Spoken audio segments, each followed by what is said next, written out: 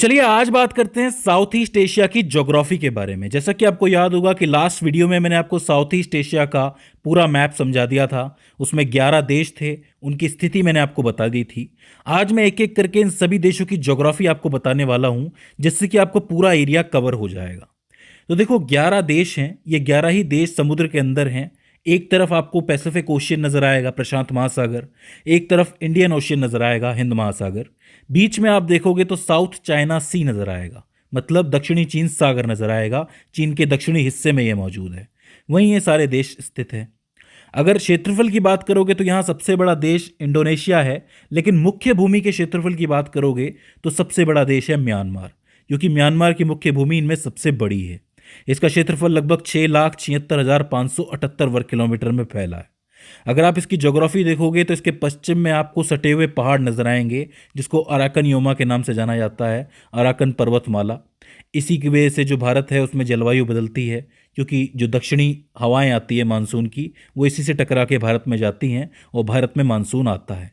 तो कहीं ना कहीं ये पहाड़ जो है वो भारत के लिए ज़रूरी हो जाते हैं। अगर आप म्यांमार के मध्य में देखोगे तो आपको ईरावदी नदी के उपजाऊ मैदान देखने को मिलेंगे, जो कि पूरे विश्व के सबसे बड़े धान उत्पादक मैदानों में से एक है। वहीं अगर आप इसके दक्षिण में चले गए तो यहाँ आपको ईरावदी नदी का एक बड़ा सा डेल्टा देखने को मिलेगा, और वो भी कृषि के लिए जरूरी माना जाता है। थाईलैंड की बात करोगे तो इसका क्षेत्रफल लगभग 5,13,120 वर्ग किलोमीटर में फैला है। इसकी सबसे खास बात है इसका लंबा और सकरा आकार। मध्य में आपको चाओ फ्राया नदी का विशाल उपजाऊ मैदान देखने को मिलेगा।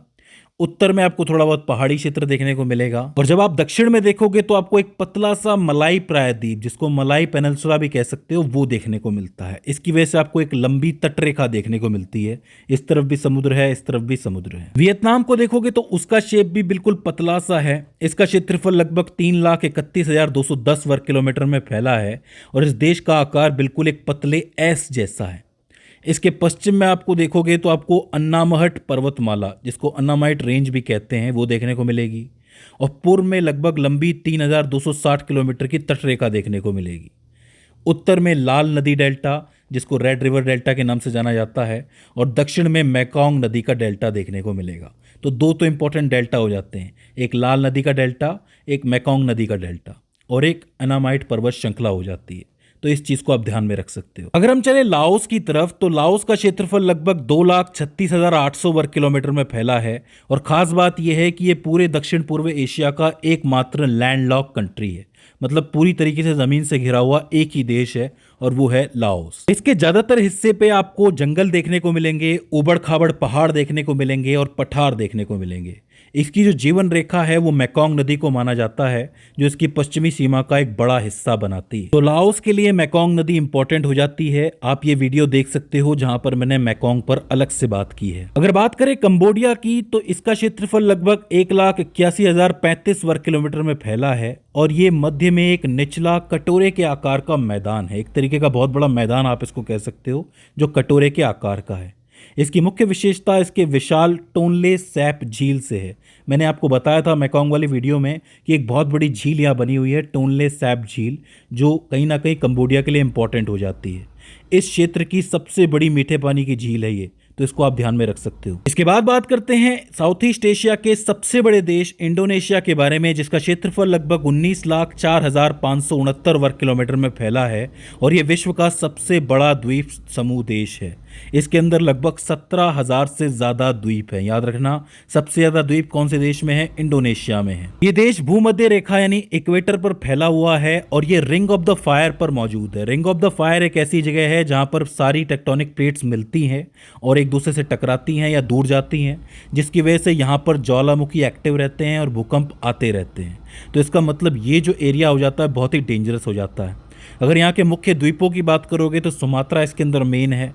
इसके अलावा जावा है, बोर्निया है, और सुलावेसी जैसे द्वीप हैं, और पपुआ जैसे द्वीप भी आपको यहीं देखने को मिलेंगे।